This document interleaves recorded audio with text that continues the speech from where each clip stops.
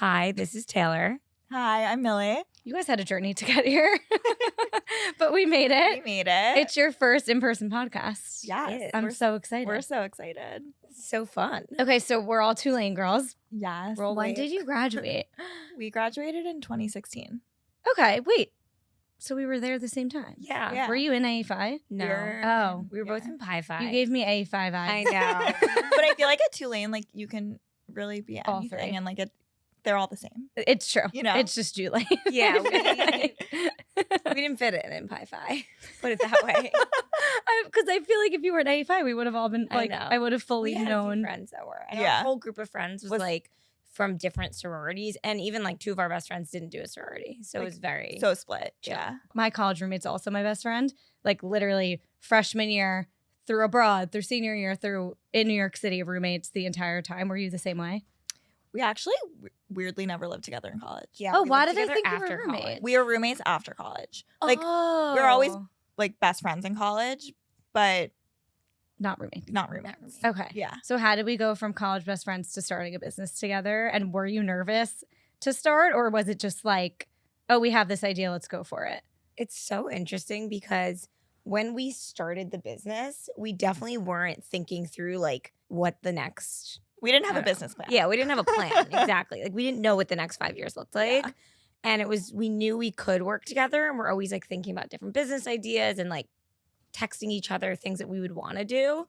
And I feel like we have really complementary personalities, but we didn't really overthink it. It was just like we're best friends and we work well together. So I don't know, let's try this. I feel like Yeah. that's refreshing to hear. Because I think people get overwhelmed by like, I have this idea, but I have no idea how to make a product Yeah. and how to make Right? it well. Yeah. Yeah. It was such a Totally. slow burn. Like we had the idea.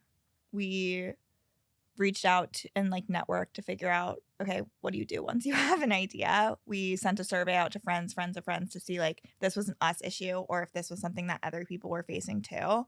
And then we just got connected to this freelance community that helped us really put pen to paper and then took it step by step from there.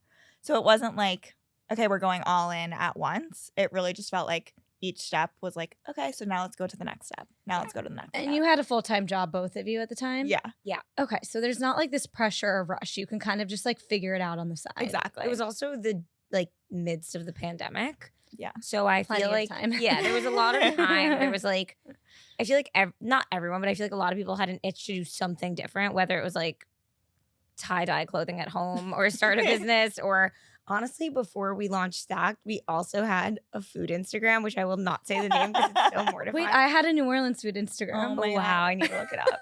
We had It's gone now. a unique proposition on Instagram, and we would like replicate restaurant dishes. I'm also a terrible cook. It was, like, Wait, and everybody knows that. It was a good idea in theory, but Yeah, like in yeah, yeah. It was practice, like I'm honestly- not the one that to was do our it. first it was stab at so things fun business. for like something to do during COVID where like Yeah. you're just like bored Yeah. and like you needed something to like give you entertainment. It's a good idea though. Like someone should do that. I know someone I should take it, and know. we have a really good like name. Maybe I should plug it. Wait, you should sell the idea. Duped that dish. Wait, I love that. Especially I feel like dupe is now like even Yeah. funnier on TikTok. I Like know. Oh, exactly. Yeah, that's funny. That Someone needs to take it. wasn't even such a Whoever thing. wants the Instagram. and handle. just like do like recreate popular expensive dishes. Exactly. 100%. Yeah. Wait, that's so smart. Why does no one do that? I feel like someone does everything on I TikTok. know. I know. I could cut it out if you guys don't want someone to No. take No, it. fully They someone can should. take They it. should I feel like reach we out don't to have us. time. Okay.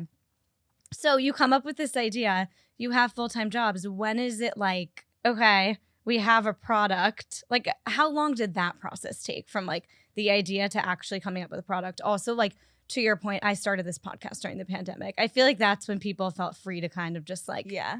explore what they were doing. So how did we go from like exploratory phase to like we have a product in our hand? How long did that take? It took way longer than we expected. Oh my God, so much longer. It took about a year, I would say. I feel like that's quick. Well, sorry, not a year. We started working on the idea in July of 2020, and we didn't have like a sellable prototype until December or November of 2021. So a year and a half. And yeah, I mean, it is quick now that we know how this works. Yeah. But like at the time, we thought we'll be up and running in 3 months. Oh like my we had God. no idea. Like we'll find Yeah. something and we'll put our name on it. But like we didn't realize like, oh, we really have to build this, and Yeah. like there's nothing that exists like it right Yeah. now. How much time was that taking you of your day with a full-time job? Was it like an hour a day? Was it a few times a week? Like, was it your entire life It really at that ebbed and point? flowed. I was Like gonna say the same. I would say like some days it was like, okay, there's an hour or two that we'll put to this. And some days it was, okay, I'm working my job and now I'm working from 6 to 10 on Stakt, you know? So like Yeah.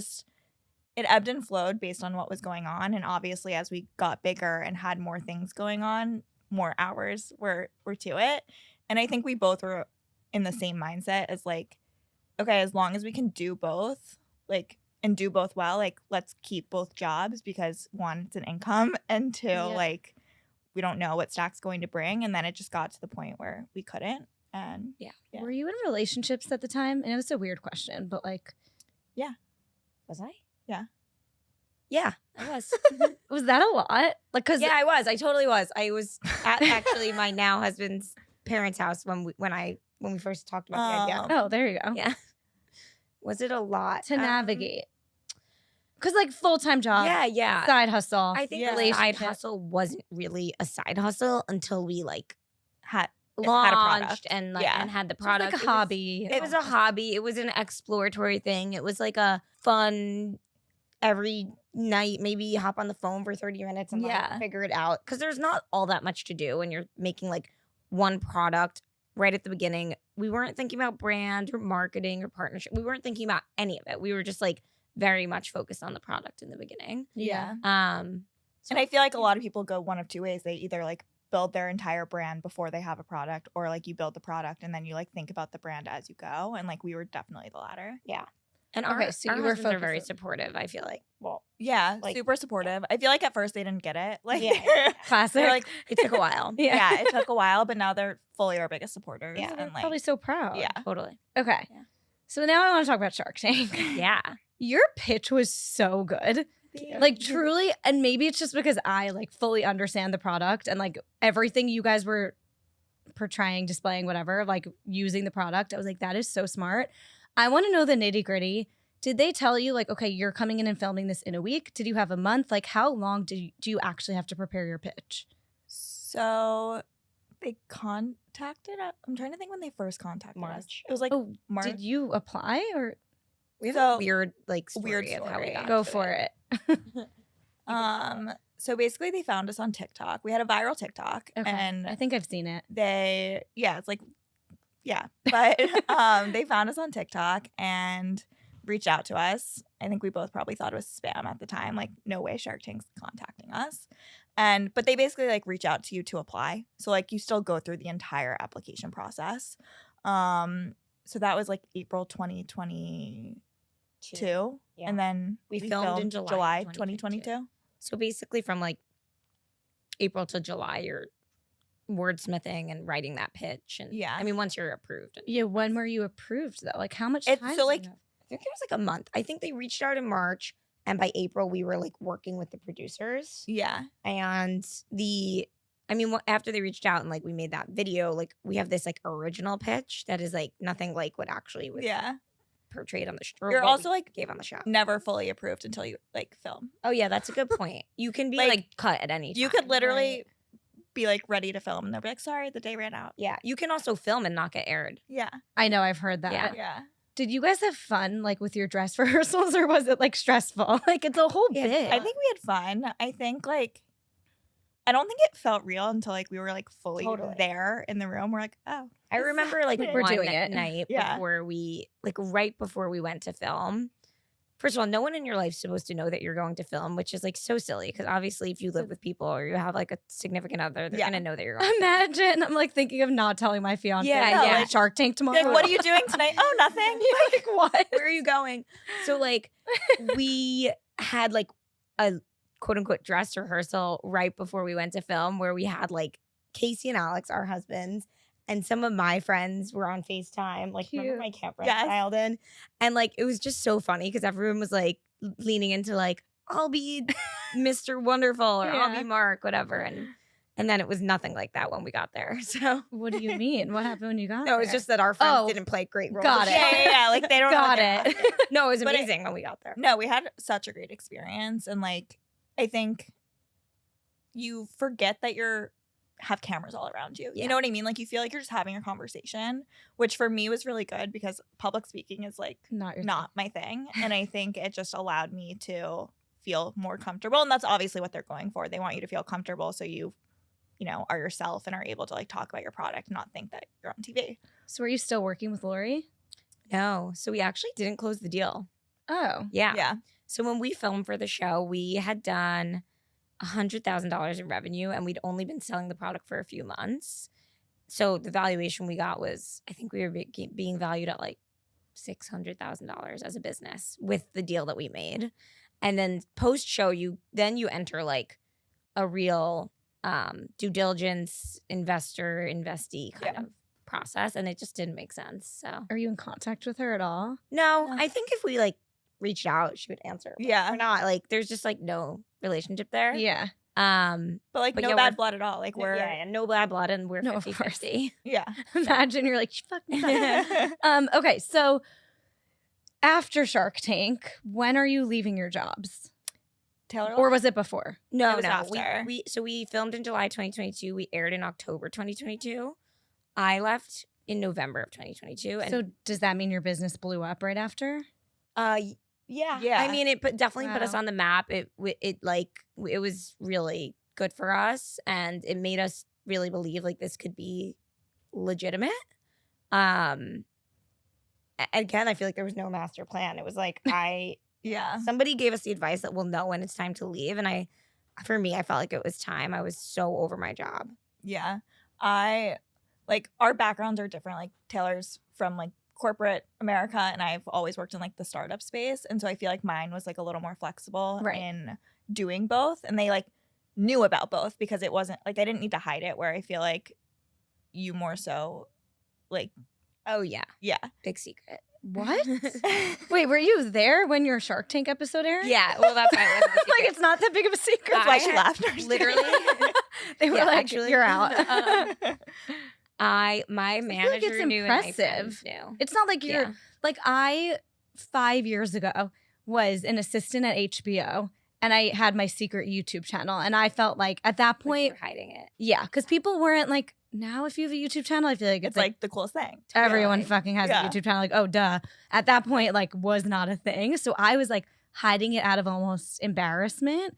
But what you were doing is like cool. Like you're starting a product. Totally. I think so. I was at Bloomberg before, 'Kay. and it's just like a pretty standard, normal corporate culture in the sense that like your whole, I guess, work day should be given to Bloomberg, not to another company. Whereas I feel like in Millie's world, it wasn't necessarily like that. Yeah. So yeah, I just was like not telling everyone about it. The week before I aired, when we knew we were going to air, I went on like a press tour and I told Shut every up. single person, The like, week before. I was like, by the way, next week, if you're watching TV, you might see me. I do have this business. I have been doing it for 2 years. I feel like you 'Cause like, it's a played it down, product. though, like It's a product. Like it's very obvious that you've been working on that for a long time. Oh yeah, Oh I my know. God. But like, I didn't really talk about it, I guess. Were and people also we were- supportive? Totally. It was like very fun. And I got a lot of emails the next day from random people like what a weird thing to see you on TV. We build these things up in our head like it has to be a secret when Yeah. it ends up So being like true. the coolest thing ever. Totally. I think that makes a lot of sense. we're like my company was like, did you mention us on air? yeah, they wanted a plug. So you stayed there longer then? I Then stayed a few Taylor? extra months. And I just got to the point where I was like, why am I spending my time building this startup when I have my own that I can really focus on and like my energy can go there. So And were you able to like pay yourselves at that point? No. Actually, right when I didn't pay myself for November to January, yeah. and then in the new year, so 2023 was when we started paying ourselves. Yeah. How did you figure out the finances of that? Because like personally, that's my biggest weakness. That would be my biggest thing with starting a business is like, I don't even know how to figure out when to pay myself. Do you have an accountant? Like, Yeah. Taylor's our accountant. got it. So that's like your thing, So your it lane. definitely like wasn't my thing. I actually was joking the other day because I took financial accounting at Tulane and I got a B plus, Mhm. which like that's a good grade. Yeah, I thought you were gonna But, say like a D. No, I know. Like I wish the story was better and I failed it because it would be more interesting. Yeah. But so yeah, I have always overseen that part of the business for us. And I don't know, it was like, I think for our business, because it's a product, it's very like straightforward. It's like, if we sell X amount of this product minus what it costs us to make this product, then there's X amount or Y amount left in the business to do everything else. Yeah.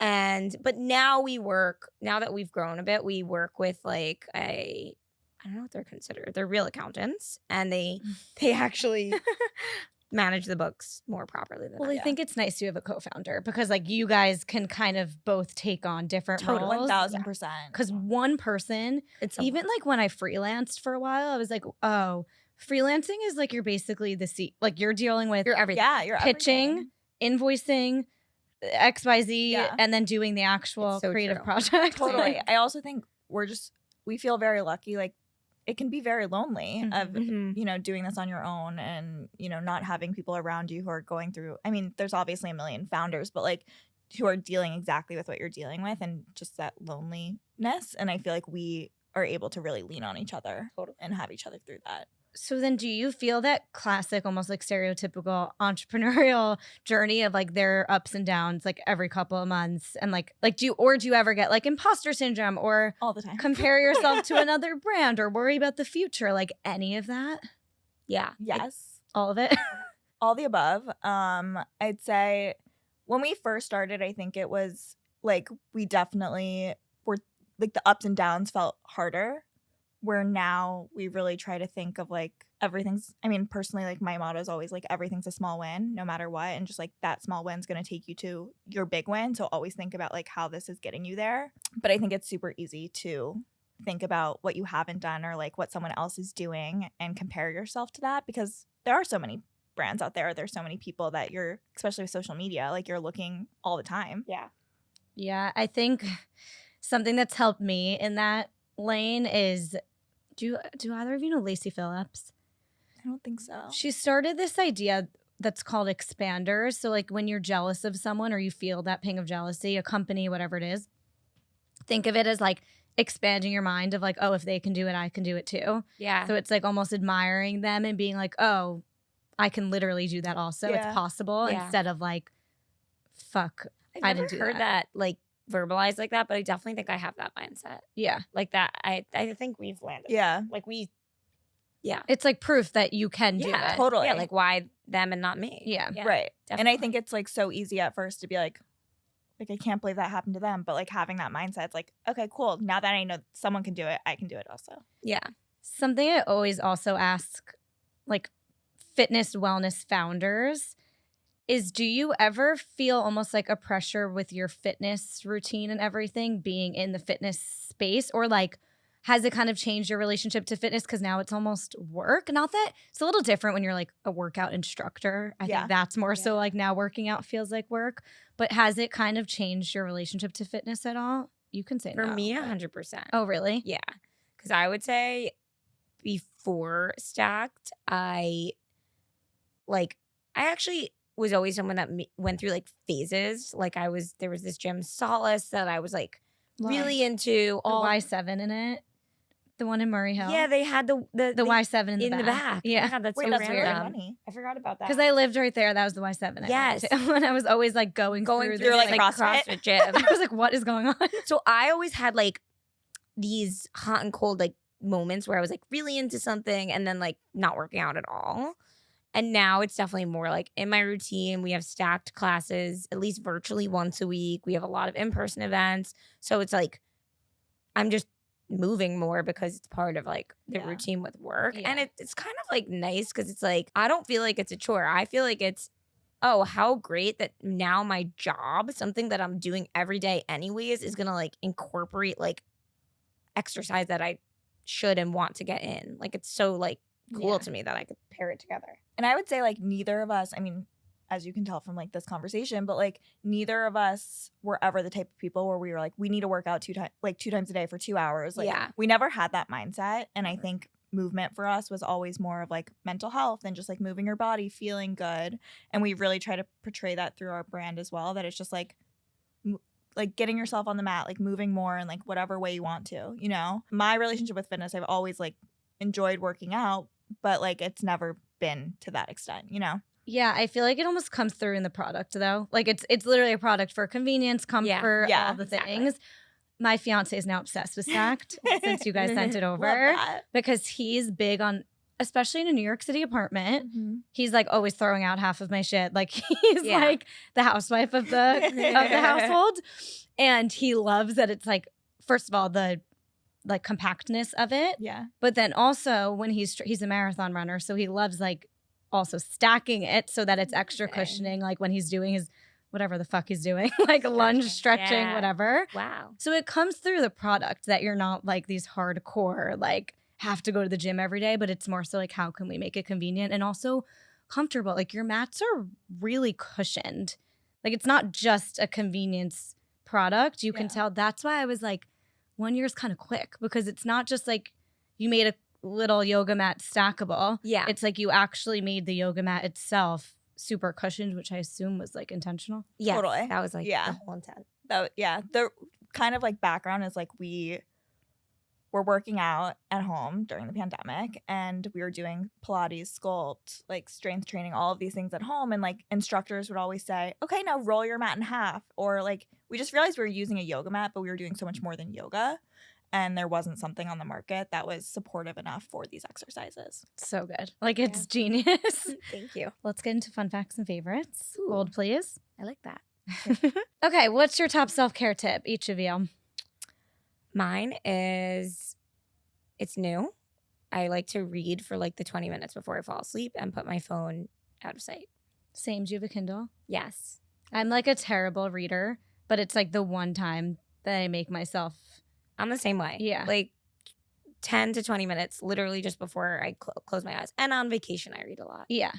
Okay. What about you? My top self-care tip is just like moving in some way every day, whether that's a walk outside or like I have a dog at home. So just like getting outside for 10 minutes, no matter, you know, just like getting off of your couch or off your desk to like move for at least 10 minutes a day. I actually find that the dog thing really helps. It I don't really have one, helps. but my sister does. And I'll like go to her apartment for a week while she's on vacation and watch the dogs. And I'm like, wow, it's literally forcing me Totally. to take, especially working from home. I'm like, Yeah. it forces me to get off the screen because I literally have to walk the No, dog. exactly. You're like, okay, I have to go outside even if I don't want to. Right. Which is why I don't have a dog in the city because I don't want to have to like bring them down the stairs Oh, and like yeah. take them. It's different than like letting them out the backyard. Oh, But that it's- is a pro. Yeah. Like when his stomach's upset in the middle of the night and we have to go down, you know, to the lobby. It's like rough. that. But So funny you say yeah. that because that's literally why I didn't get a dog because my sister dropped her dogs off at my apartment when I lived alone like 3 years ago. And of course, one of the dogs was having the worst stomach.